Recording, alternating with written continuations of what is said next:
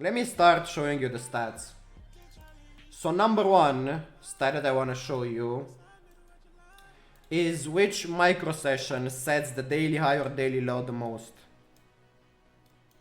And these are the stats.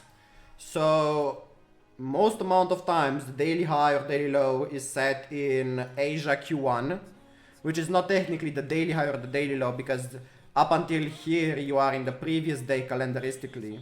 So that's why I'm only looking at this part. So it's most likely that you set a daily high in New York AM Q4 and a daily low, daily high, as you can see, it's very likely in the New York PM session. So yeah, that's why I think that we will set a new high in New York AM Q4. That's the first statistic. The second statistic is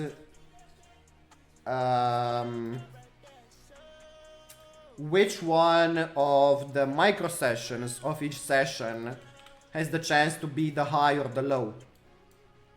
So if you look at Asia, which is these two pie charts, the high and the low, London, New York PM, Q1, the gray one, has the highest chance of being the high or the low in every single one of them.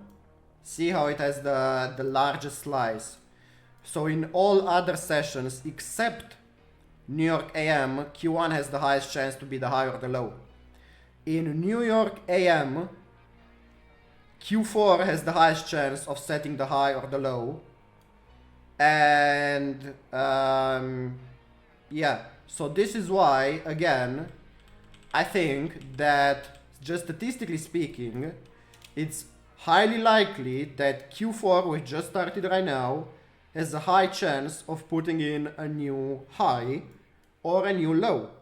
But I'm betting on it putting up a new high because then Q3 would have been the low. Vic, do you use Python to scrape the data for your QT analysis? Yes, I did. Yes, I use Python to get all the data, to collect all the M1 candles from BTC since 2024 January 1st using a Binance API, and then I used another Python script to analyze all the data. No, the daily open is technically in the middle of Asia Q2. Just like New York Open is in the middle of New York Q3. So yeah, that's why I think that we will expand and make a new high. Because right now, the daily high is set in New York Q1, which statistically speaking has the lowest chance of happening. Of course it still happens, but it has the lowest chance. And then to set a daily high in the New York AM Q4 is really likely. So that's why I think we'll set a new high, because just statistically speaking is the highest chance. What's 60 meters? Do you think this is complicated? Come on, man, it's really easy. It's really easy. You have the whole day, and then the whole day is divided into 4 cycles: Asia, London, New York AM, and New York PM.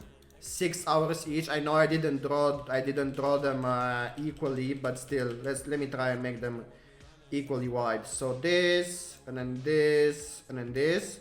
And then every single session is split into another 4 micro sessions. So it would be, this would be Asia, and you have Q1, Q2, Q3, Q4. Same with every single other one.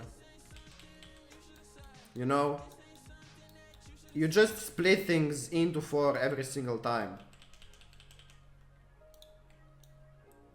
Another interesting statistic that I want to show you, lads, is the chances that the session sweeps the previous session high and low. So as you can see, London swept Asia high but not Asia low. Asia swept New York high, New York PM high but not New York PM low. Right? New York for now swept London high but not London low. If you take a look at the statistics, right?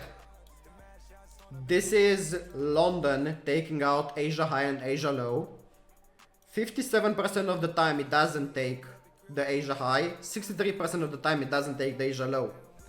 New York PM, more than 50% of the time it doesn't take it doesn't take the high, more than 50% it doesn't take the low. Asia, more than 50% of the time it doesn't take the high, more than 50% of the time it doesn't take the low. New York, however, more than 50% of the time it takes out the high, more than 50% of the time it does take out the low.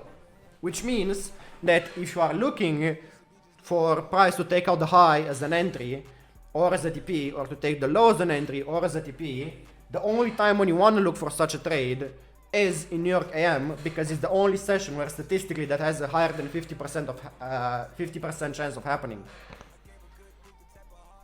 So yeah, that's why New York AM is the best session to trade, because statistically it's the only one that's more likely than not to take out the previous session high.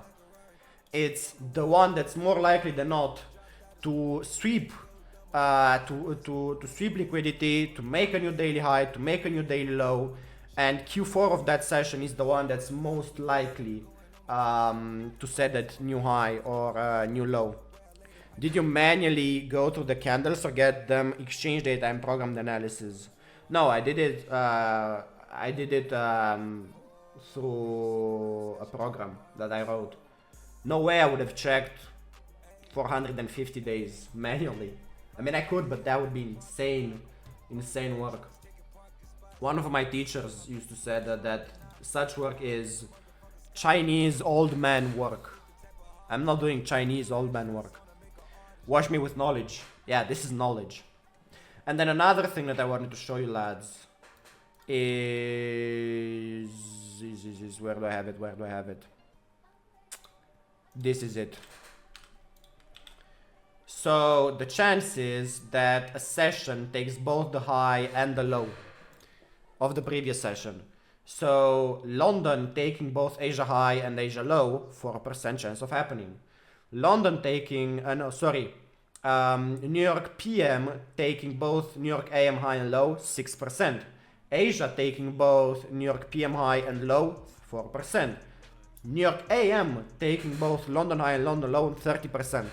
Again, this just proves that trading New York AM is the only valid one to trade if you're looking to trade from one point to another. If you're looking to trade just inside it, then any session can be traded.